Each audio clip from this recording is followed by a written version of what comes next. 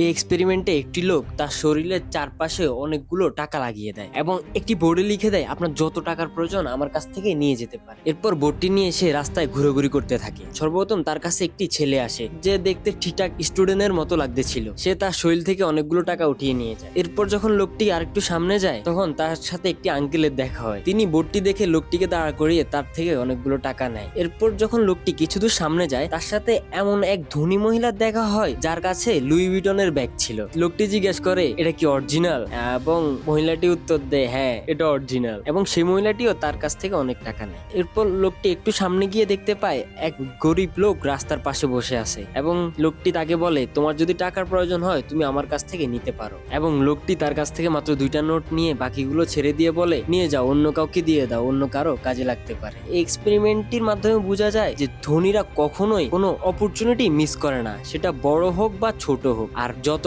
মধ্যবিত্ত বা lower middle class মানুষ আছে তারা অপরচুনিটি মিস করে এই বলে যে অন্য কারো কাজে লাগতে পারে। লাইফে ছোট হোক বা বড় হোক কখনো অপরচুনিটি মিস করা যাবে না। এরকম আরো ইন্টারেস্টিং ভিডিও পেতে শেয়ার করে ফলো এন্ড সাবস্ক্রাইব করে দিন।